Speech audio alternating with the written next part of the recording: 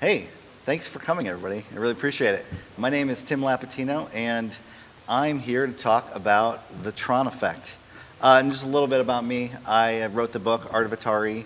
I also did some work on editing and art directing the Undisputed Street Fighter. My jam is video games, pop culture, and design. So it made a lot of sense for me to be like, hey, what is the thing we want to talk about this year? And I'm really excited about talking about TRON, because I think this is a movie and a game that changed both movies and games and pop culture. So that's what I'm going to talk about, kind of explore that together today. So I'm going to just dig right in. In 1982, it felt like the future had arrived, right, in the form of TRON. And while the movie might have looked like this sort of slick, rendered future, beautifully rendered future of computers and movie making, the reality behind it was a lot more complicated. While it did break ground in like the very first generation of CG and computer-generated scenes and effects, it was also painstakingly crafted using hand animation and methods of the past. Really tried and true stuff. But TRON was really a product of its time. It was designed to capitalize on the video game craze and emerging computers, but it was also kind of a forerunner, a promise of the things that were going to come, CG, virtual green screen sets, and computer services on everything, that we're sort of starting to see now. And our connection with this sort of constantly on computer-backed future.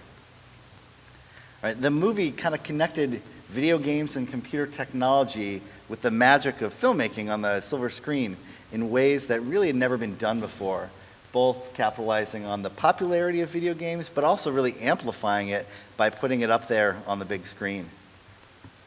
So it was kind of surprising that Disney was the one to release this offbeat, almost experimental film by a mostly unknown director. So it featured unusual visual effects that people hadn't seen before, and an aesthetic that was very, very new. And I think this is part of why it transcended its film roots and became not just a kind of a cult classic, but also a really influential cultural property in its own right. Now the film, was a critical disappointment, both in terms of the box office, but also, with critics. But I would argue, and this is kind of my thesis today, is that visually and culturally, it might be one of the most influential visual films of the 1980s, and probably second only to Blade Runner. Blade Runner with its moody, rainy, dystopian future. But TRON really comes in right behind it in terms of the effect that it's had visually and from a design perspective in our culture. So, as a film, TRON is this really unusual, we don't use this term anymore, transmedia animal that was both influenced by video games, but then it turned around and influenced video games and computing culture as well. So, I want to talk a little bit about making the film. So Disney at this point was really struggling. They're really wrestling. They really sort of gutted it out in the late 70s and in the early 80s, really trying to find out what were they going to be post Walt Disney. And they didn't really know. It would be years before they kind of refound their footing in the late 80s, mid to late 80s, and kind of rediscovered hand animation and all these great films that we kind of know as classics now. But so they're looking for something fresh, and Disney gambled on a young director named Steven Lisberger, and he had this vision of a visually unique film that contained both sort of the promise and the perils of like the coming computer technology. So that began with a script that he wrote with his collaborator, Bonnie McBird, and this was actually from a copy that I was able to borrow from some people, like one of the very first iterations of the script, and it's fascinating reading. I won't go into it all the way here, but there's some really, really interesting stuff there. But the movie is based on this idea that Steve Lisberger had about this digital warrior who's fighting for freedom of sentient programs that lived inside of the machines that we would use in the 80s every day for banking and work, and of course, video games. Right? Video games were sort of the doorway to this strange and kind of intimidating world. So who is the better person to usher people into this kind of world-hopping fantasy than Jeff Bridges, right? Everybody likes Jeff Bridges, right? And by that point, he's already a household name, and he really joined this project, which was a little on the speculative side, and automatically it gave it a legitimacy. And you can see this is a really rough design, and this is in that version of the script, of who this character Tron might be, this digital video warrior. But they had this story and this nugget of an idea of how they were going to accomplish the effects of Tron technologically, but they were also making it up as they went along. You know, nothing that they did had a sort of plug-and-play solution surrounding it. Right? So for those of you guys, I'm sure there's no one in this room like this who aren't familiar with Tron. The movie follows this brilliant young programmer who had been fired from his job from the big faceless corporation after his video game designs had been stolen and published by another programmer. So from his back office, you know, in his humble arcade, with the help of his friends, he hacks, you know, and by hacking we mean typing, into the company's computers. But then he's sucked into the computer itself, right? Now a player in a totally different game, actually a different world. And this world that he finds out is populated with other beings, these sentient programs. You know, he's a creator, they call him a user, and he needs to find his way out while taking down the evil MCP, emancipating these oppressed programs, playing video games, all while recovering the lost code to his games. So the film was innovative, but a lot like Blade Runner in 1982, Tron wasn't super well received, right? It was a disappointment for Disney, and the studio continued to search to figure out what its identity was. And even the tech side of this movie wasn't really well understood by the film community. This movie wasn't even nominated for a special effects Oscar because they felt like using computers was cheating. That's really ironic considering what movies look like today, right? But, you know, and Steven Lisberger, he understood that. You know, it was hard for him. It didn't help his career to be attached to a movie that really had high expectations and, you know, didn't do really well. But it really speaks to how people thought about computers at the time, and that's some of it at the heart of what I want to talk about. So the film itself used a mix of hand-colored animation, cells colored by hand, you know, rudimentary, although for the time cutting-edge CG, and then traditional animated effects to really put together a variety of looks that show up throughout the film. Right? You even see, here's a very early concept drawing just to set the tone of what this would look like. And it's really interesting. I don't know how well you can see it up there, but there's a lot of circuitry, there's a lot of glowing line work, and they're just trying to find their way. You know, what was this going to look like for real, like when they finally got it on the screen? You know, and here's a classic, you know, the rezzing up of the light bike. And you just see this movie just has a, you know, on one hand, people have complained that the story's a little thin, that, you know, but it does have some really fascinating allegory and some really intriguing elements. Sure, there's points where the dialogue comes to like a screeching halt, you know, in this mix of like techno speak, you know, can't find that memory, you know, where is that? But it's really created a treasure trove of iconic imagery that I think has lasted far, far beyond that initial release. You know, it's almost 40 years now. Here's a shot of all the actors on stage, these black stages, and they used huge amounts of lights. They actually caused some brownouts because they needed to pump so much light into these black sets so that they could get crisp, you know, photography of all the actors, and so then they could, you know, basically optically put all this hand animation above them. So everybody's wearing white, you know, all the graphics are black, and these black and white sets, the actors said they would, you know, they would sit there and then they would go outside and they would just be assaulted by all the color because they were spending, you know, 10, 12-hour days in black and white. It's kind of wild. But I mean, the lengths that they went to make this film. Now, there are whole books written about the making of the film, so I'm not going to, you know, run over that territory again. I would commend those to you. But I do want to move on and talk about another part of what I consider like a Tron universe.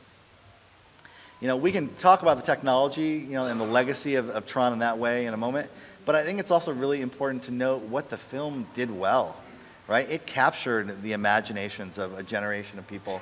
I was one of these. I discovered it on video. I was just a little bit young to see in the theaters.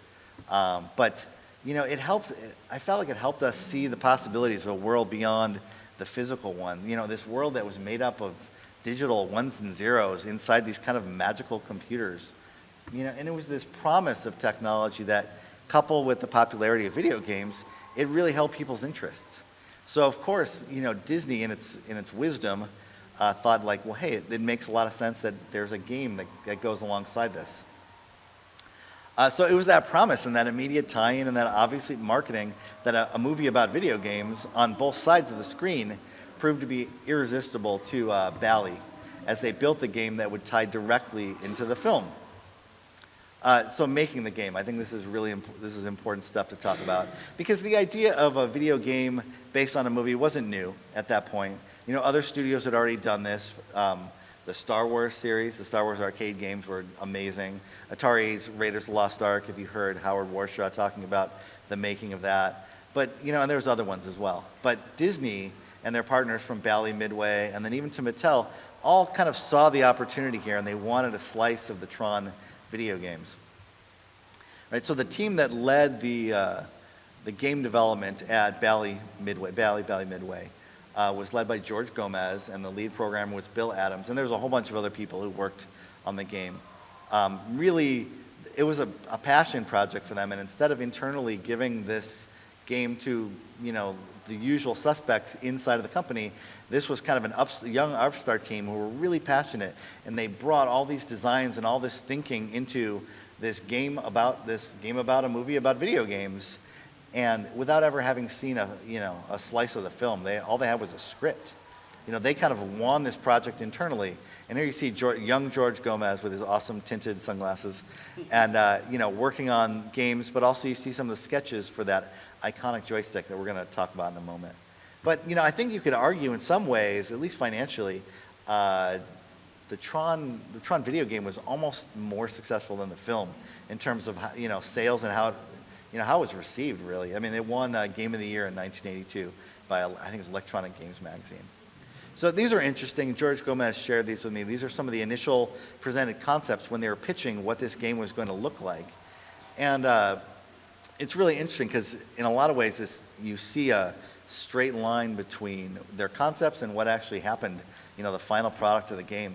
And, you know, I think it's really interesting because unlike other games where you made it and then it was done, they had a real hard deadline, because not only did this have to be ready before and by the movie release, but they planned a whole slate of activities and competitions to drum up interest in both the game and the movie. So it's like one of the first, you know, sort of multimedia campaigns, and you're going to see more of this. You know, but I think the Tron video game also had a huge influence on other arcade games and other video games throughout the decades. And I think there's a few ways I think it's worth mentioning how it sort of broke ground and how it became kind of the game to beat in a way. So I think the first point is like show-stopping cabinet.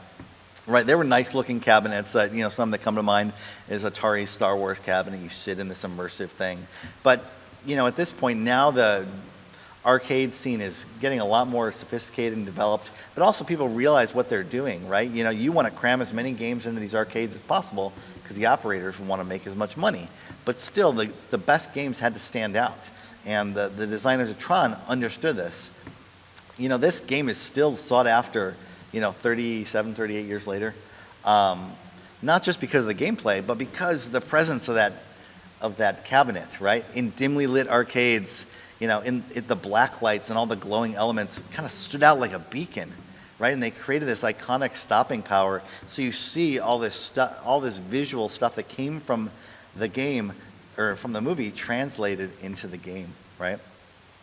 Cabinets had to stand out. You know, the one thing that totally comes to mind is the iconic joystick. How many people have like held one of these in your hand and really played with it, right? This thing is glowing blue. It has this presence. Now the design of this joystick is not original to Tron. It was actually used in some other games beforehand, but George Gomez talked about how he was working on this joystick and how to integrate it with the Tron cabinet, and he was messing around with a black light, and he just had a cast of this joystick made, and he was turning out the lights in his office, and he was about to walk out and close the door, and he looked, he left the black light on, and he realized that the material that they cast this joystick in was glowing. You know, and suddenly he turned the lights back on, he sat down, and he had this aha moment. He's like, we could do this on purpose, right? And so they developed the right kind of resin that would glow this blue, this Tron blue, under black light, and that became a focal point of the cabinet design.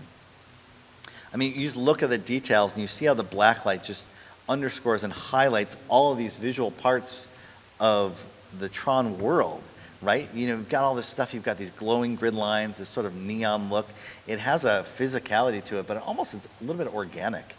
And you can just clearly see the designers just grabbed this look and feel and brought that over to the cabinet. So they took this thing that's on screen and brought it into the real world. And I think it's not just because it's cool, but I think because the Tron game feels like it comes right from that Tron world. There's a synergy there, and it feels like they're of a piece. So I think another thing is the return of the maze game, right? Pac-Man conquered the maze. There's all of these maze games, but the light cycle portion of the game, I think, helped popularize that as well. And you've got these trailing walls behind you that you can't run into, and your opponent, you're trying to trap them as well. But I think it also helped bring back this subgenre, right, of these maze games. But also now it's almost this cultural meme, the light bikes, right? Everyone knows what you're talking about when you're talking about light bikes, whether you're talking about the arcade game or you're talking about the original film's light cycle sequence. And it's really interesting. You look at these, and they've got this very geometric construction that was the best, the most sophisticated thing that computers at the time could render, right? And they become a lot simpler than the original designs. And then you take that a quantum leap forward. This is the more sophisticated version of the light cycles from the movie Tron Legacy. In some ways, these are actually more true to the original design vision because the rider of the bike sort of merges into the lines of the machine itself, where the sweep of that helmet almost melts into the lines of the cycle. And that was part of the original design, and we'll talk about that in a minute. But I think it's really interesting to see you go from this really flat, simple geometric version to something much more sophisticated and sort of real. So the rise of mini games. Early on, especially in the early 80s, most of the games were done by one programmer, sometimes two, right? In this partnership, the games were simple enough. But with Tron and these 4 mini games, it's games within a game. That meant that they needed a larger team of programmers to help them. And I think this brings more diversity to the game, and it also gives you more sophisticated and complex levels so that it feels like the game is even greater than the sum of its parts. You might feel like the grid bugs are your favorite part, or getting into the MCP cone or something. Like there might be favorites, but there's a overall Tron ethos, and these all fit together really well. It was really interesting the last couple of weeks talking with George Gomez about this, who's in the Chicago area, which is where I'm from. And, he said, what, he's really proud of how this game has stood the test of time. And he said, well, if I would have known that people were still going to be talking about it 3 decades later, I would have done some things differently. But at the end of the day, they were really about making something that they wanted to play, right? And I think that really shows up. But I think Tron had a much bigger life. It wasn't just the arcade game. This was one of the first times that you saw a movie property cutting across platforms and media.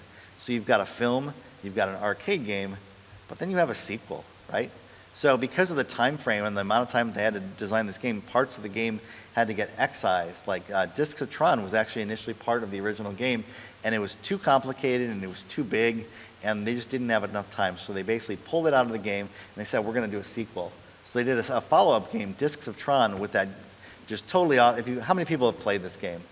It's phenomenal. It's so much fun, right? Especially if you can get into one of these, right? This is that environmental cabinet. These things are monstrous and awesome, and they've got the great speakers on both sides, and they're really fun. But that wasn't the end of it either, right? And George Gomez told me, I'm like, how did you get them to pay for this? I mean, these things are huge and they're elaborate. They're multiple pieces that they had to ship and then get assembled. And he said, well, you know what? When you have a really successful game, they said, you can do whatever you want on the next one, which is really awesome. It's really, really cool. But you knew it would never be as successful when these games were this gigantic, right? So they made this version, and then they made a regular stand-up version. But it's a fantastic game. But then, they weren't going to stop there. Disney also licensed game to Mattel for its Atari 2600 imprint, M Network. Right, and so these included a pack-in joystick that if you bought both games, Adventures of Tron and Tron Deadly Disc, which are Tron Deadly Disc is a better game than the other one, but you've got a pack-in joystick, which really kind of echoes that joystick, and this thing was killer. I love these. I had a little black light as a kid, and I used to put it up to my joystick, and it doesn't glow, but it's a really cool thing, and that was just a really, really neat way to sort of, they very, very shrewdly recognize the iconic elements of this whole Tron experience, right? We're not just talking about the movie anymore. We're not just talking about the game. We're talking about this sort of merchandising world building, right? And for Intellivision, they released 3 other games. So you've got Tron Deadly Discs, Tron Mazatron, and Tron Solar Sailor. And I'll admit my bias. I absolutely hate the Intellivision controllers. I think they're some of the most poorly designed controllers ever. Sorry. But they're really interesting games. And even Tron Solar Sailor has, you plug it in with the IntelliVoice module. It has some really like serious voice synthesis. It's saying like, end of line, and like little quotes, and it sort of sounds like Jeff Bridges if you plug one ear and hum at the same time, But, it's really cool. I mean, they're really pushing it hard. But Bally also spearheaded a national competition that was launched to coincide with the release of the film, and they actually got feedback on it. This is before, it was sort of almost like not quite beta testing, but they got some player feedback because they had to start the game tournament before the movie came out. But that sort of just adds to the buzz. Now you've got people who've played the game and they're going to see the movie. You're giving them this, in the 2000s, we used to call this transmedia, right? This multiple media where you're seeing it physically, you're seeing it on screen, you're creating this, this multiple touch points in marketing. We say, oh, how many touch points, how many brand touch points? But, this is like the book, right? This is what you do. But they were kind of making this up, and no one really done this in video games at this point, which is kind of cool. So influence in film. I think Tron's early use of computers helped crack open the doors of Hollywood to more extensive use of computers in film, right? They weren't the first, but I think this is the one that really made people stand up and take notice and realize, hey, this is something we could do, right? I don't think it's an exaggeration to say that Tron, in a lot of ways, really is the birthplace of modern CGI in film. John Lasseter, who was the chief creative officer of Pixar and really the driving creative force over there, he was on the studio lot at Disney working there. He was as an animation assistant or something like that while Tron was being made, and he would just park himself there, and he wanted to see what was happening here, and it just blew his mind and sort of captured his imagination. And of course, we know where that led. So I think there's a direct. I mean, he says it right here. He says, without Tron, there would be no Toy Story, there would be no Pixar. And I think that's huge. I mean, right there, I mean, it's changed the way some movies are made. I think one of the biggest proof of concepts for Tron as a film was using the computer as a visual rendering tool. I mean, they're talking early days. These are actually Polaroids of the on-screen graphics because there was no way for them to save these graphics and come back later. It wasn't like they got real-time feedback on what they were doing. They would type in numbers and then they would actually have them rendered hours and hours later.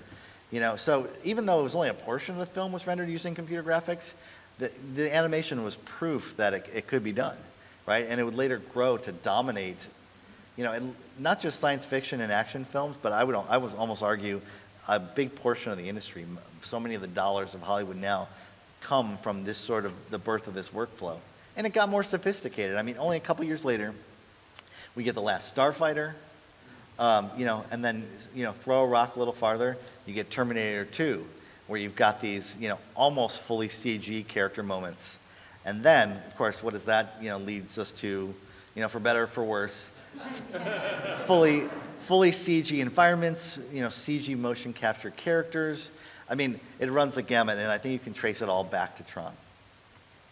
The digital backlot. I mean, this is a small point, but I think it's worth noting that, Tron was one of the first movies to really sort of augment or supplement live action. Now CG is used to create entire landscapes and locations that are way too expensive or impractical to create physically. So the acting of the Tron cast, they would complain that they got on set and they're like, I'm talking to this thing, but I'm looking at something else, and they complained about it now. Now this is like, standard operating procedure for actors working in these big films. But, and sometimes I feel like in Tron you can kind of tell, like the eye lines are weird or, it just feels there's a little bit of a disconnect. But it makes sense. I mean, they were really breaking ground. Some of them have even said that it was a lot more like theater, where they were on stage and there's not a lot to interact with, and they just got to kind of go with it, right? But now this sort of way of acting is not the exception anymore. It's commonplace, right? It's standard. It's part of, you're not going to be a classically trained actor and say, why do I have to, look at a head on a stick? I mean, this is just what you do, right? So combining multiple methods of technology, Tron ushered in this belief that film could accommodate both live action and other elements, and you can knit those things together in some kind of compelling way. And the intervening decades have yielded a lot of different versions of this, right? Tron combined all these things: backlit animation, computer graphics, hand animation, multiple exposure, in-camera effects. And then you see other people taking it other places, like Robert Zemeckis' Who Framed Roger Rabbit, which is, in some ways, it's very much the same thing. It's live action actors acting against animated characters who are not there, animated things that aren't there. I mean, it's really interesting. That's a great film, I think, and you won't see something like that happen again. But, I think it's very much in that same family. I think another place that is sometimes overlooked is the music, right? The sound that Tron really ushered in. By this point, it's 1980, 81, then 82. This film was being made, and Hollywood is just starting to get to the place where they can embrace music that wasn't made in traditional ways, right? So you have the Moog synthesizer, and you have people like electronic music pioneer Wendy Carlos, who did the Tron soundtrack. She also did the music for The Shining and A Clockwork Orange. And she was one of the first, and she really broke ground. Her first album was in 1968. It was called Switched On Bach. It's like music of Bach done by computers, and it influenced a lot of people, right? The music pioneer Giorgio Moroder said that was the album that influenced him to start playing the synthesizer, and he would go on to be a pioneer, and everyone was influenced by him. And eventually, he actually did a Tron soundtrack for the game Tron Runner, which is a mobile version of the game, and has a really interesting Tron, the World of Tron music soundtrack. But then you have Daft Punk, right? One of their albums, they did a whole tribute song to Giorgio. So they're all in this line of people who have sort of taken this style of electronic music and embraced it. And for Tron, it was the perfect soundtrack. It was this melding of the sort of physical, real world, traditional orchestra, and also this synthesized music. And now, we don't have those lines, right? They're blurry. We're totally, okay with all of that mixing, and it starts with Tron. So, I think another way that Tron really, walked out of the, sort of the box of film and video games was, and into pop culture, was its depiction of computers and the way they were viewed in the media. And you got to think about it. In 1982, computers were still kind of intimidating, and Tron sort of changed that. Imagine computers not as these dull, inaccessible things, but sort of creative, futuristic tools that you could create and, in this case, literally tap into other worlds. So however sort of stilted and weird the terms like RAM and memory and byte came out from the actors' mouths in Tron, they sort of tapped into, they sort of built public awareness and public consciousness of these things. And you see this happening in other places, right? You see the way Apple was advertising their computers as these friendly, accessible things. But other, manufacturers are also talking about computers as these futuristic things that were going to unlock all this productivity and this awesome future glowing rays and all these things. That becomes the standard. This is some illustration work by the artist Cliff Spohn, who did a lot of work for Atari, actually, for the first, I think, 19 Atari 2600 cartridges. But he did a lot of work for Apple, and there's a funny story. He told me that, he did 2 manuals for Steve Jobs. Steve Jobs actually had, I think it was this piece of art, hanging at his desk. He loved it so much. And he said, Cliff, come work for me. You can totally, forget games. You can come here, be full-time. I'll give you stock options. And he was like, I don't think that Apple thing's going anywhere. So he didn't. I never asked him how he felt about that, but, that stock would have been worth a lot of money just a couple years later. But I digress. I think the other thing is pictures of cyberspace, right? The best films, one of the things that I think is great about movies is that they can be really good at communicating complex visual ideas and creating sort of a future shorthand of what tomorrow might look like. And I think Tron, even though it's this interesting, abstracted, wild, almost Candyland of visuals, it provided this early vocabulary of what, cyberspace might look like someday, even though it was barely in its infancy, right? So you think about it, influences movies like The Matrix. And you think about this, monochrome green screen code. This is a way to think about computing and the way to think about plugging in and digital things and the internet and, virtual reality. And, Tron sort of shoveled a whole bunch of influence in here, and you see other visual artists taking that and kind of running with it. And you have awesome things like Lawnmower Man. I saw out there, oh, that's good. Okay, there's some people who like this movie. I saw the video, I think it was a Laserdisc of this movie out there, and I was really tempted to buy it and just hold it up. But, I think, in the pantheon of ideas of, like, what is that world going to look like if it has a look, you totally see how the Lawnmower Man is trying to push the envelope and that has been handed to it by Tron. And then you have the much more sophisticated and complicated and, physical yet still strangely digital world of like Ready Player One, at least the film version. Right? So I guess a couple other things. This idea of the touch screen. Long before everybody had iPads and electric car consoles, Tron was kind of quietly showing off these ubiquitous touchscreen keyboards and these big frameless displays. And I have to think that this totally paved the way, and that looks awesome. I want a desk that size. I mean, that's like the size of my bedroom, right? That paved the way for this, right? And I would say it looks pretty similar, and you see those visual ideas, this complex graphic design system of Star Trek: The Next Generation, and this is sort of seeing, there's just light bulbs there, but the imagining that this is all fully touchable, fully, customizable, this backlit display, eventually you're going to realize that reality in things like, the iPad and Microsoft Surface. But I mean, come on, let's just look at that for a second. It's beautiful, right? It's as a graphic designer, like I'm just like, that is amazing. I love it.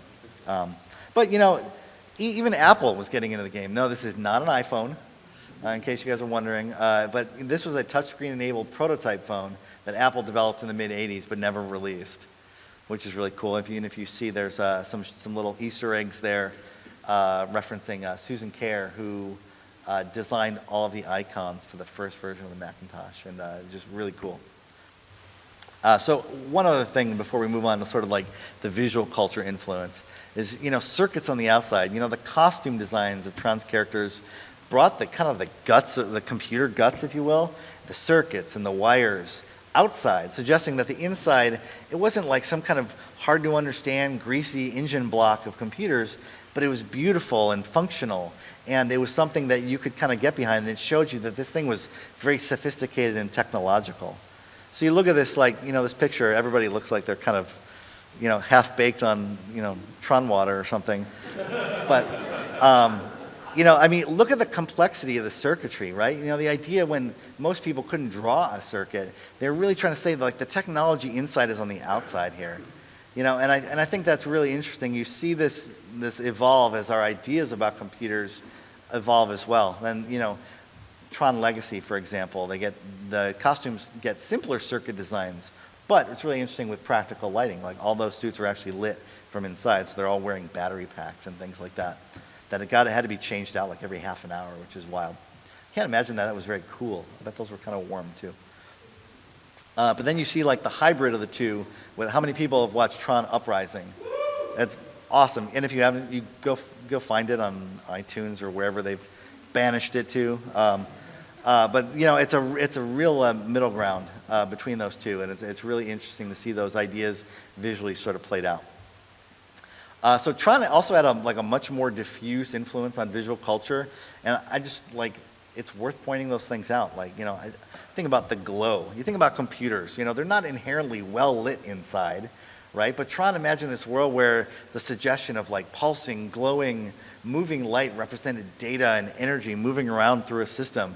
Even though none of that stuff is, that's not a thing, right? You don't see the memory doesn't glow, your email doesn't move from one place to another in this glowing tube, which would be really cool actually, but that's not how it works, right? But I think that's part of the reason why we have backlit computer keyboards and laptop logos that pulse and glow and breathe and creep you out and say, sorry Dave, I can't do that, right? You've got glowing timepieces, you've got these crazy, super glowing gaming computers, and they all sort of suggest energy and power, and I think you can trace that literally right back to Tron.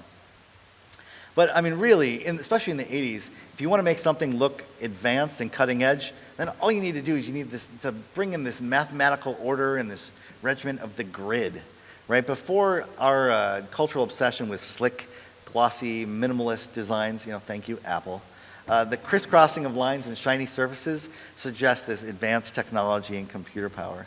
So if you were going to write a story about technology, you had to make sure that you had a grid and it was going to converge on the horizon, because that meant big technological glowy horizons.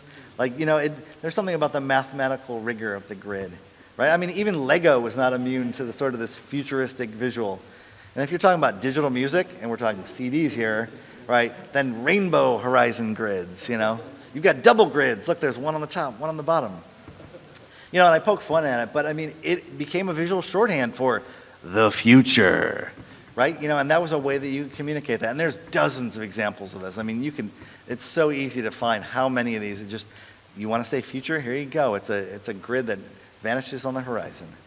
But also this idea, especially in the 80s, that the future will be wireframed. Even today, glowing wireframe designs speak to enhanced technology, exploded views that kind of hide the complexity behind the visual simplicity, right? We have Tony Stark gave us the Iron Man interfaces. Minority Report gives us the heads-up displays. So, and the list goes on and on. I mean, you guys can fill in the gaps here. So in addition to this, I want to talk real quickly about some of the designers, not just the people who worked on the movies and the video games, but people who sort of influenced the visual world of Tron. You have Sid Mead, who was already known as an artist and futurist. He contributed to Blade Runner, Aliens, Short Circuit, and Elysium, which I think is a terrible movie, but whatever. In the same way he fleshed those worlds out, he brought life to the world of Tron.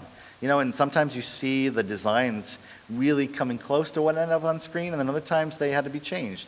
Like you see, we talked about the light cycles earlier. These were his original concepts, and you see how much of that shows up, 30 years later in Tron Legacy.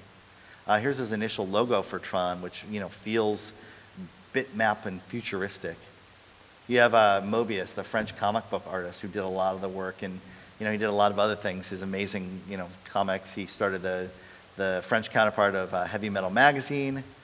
You see his designs, and you see there's the intrinsic glowing idea here, and a lot of this stuff really ends up on screen.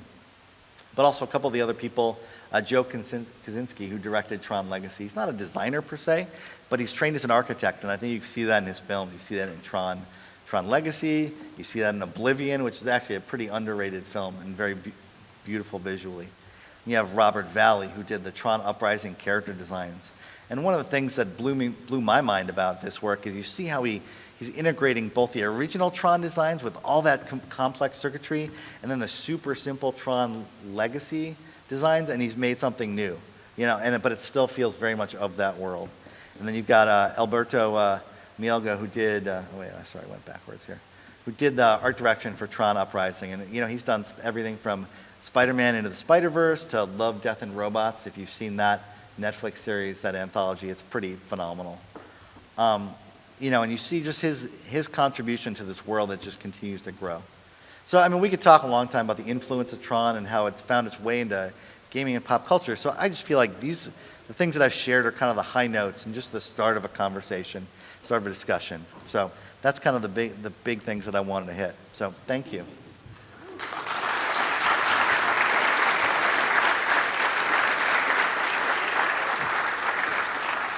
I think we have 3 minutes for questions, so just a couple questions, then I can talk to anybody afterwards if you guys have more. Any questions? All the way in the back. One question, Automan? Automan. You were like the third person who's asked me. Okay, so clearly I left this out. Automan was was a TV show that sort of stole kind of the worst version of the Tron aesthetic and tried to turn it into a series with Desi Arnaz Jr. It's amazingly awful. It might be so bad that it's good. But it definitely borrowed heavily from that Tron glowing circuit aesthetic. So thanks for the shout out. Any other questions? Yep. Do you think there was any pressure to tie the movie and the game together really closely, or do you think? Oh, absolutely. I mean, it's really interesting because in one way they're yeah, the game should totally feel like the movie, but you're not going to be able to see anything in the movie until you're about halfway through the game. Like, so they were really flying blind in some ways. And at one point, George Gomez said they actually flew him out to Hollywood, and he sat in the middle of all the work in the game, and he said he drew the final designs, because that's what you did back then, you drew. The final cabinet designs sitting at an animator's table in Disney. So like it was a good collaboration, but it was very much, they were sort of hitched to this other wagon, and they just had to make it work.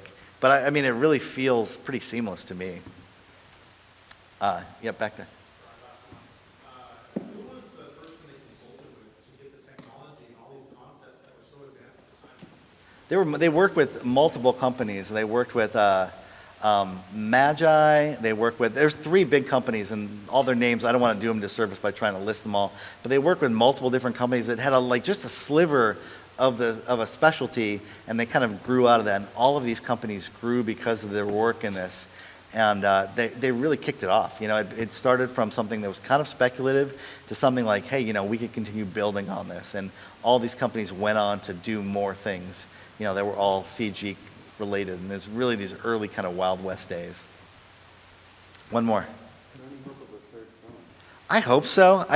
It doesn't really feel like it, but at the same time, I think next year, the year after, we're going to get a TRON light bike roller coaster at Disney. So maybe if everybody goes and we all take pictures and put them on social media, maybe they'll green light a 3rd movie. I don't know. All right, thanks for your time, you guys. Appreciate it.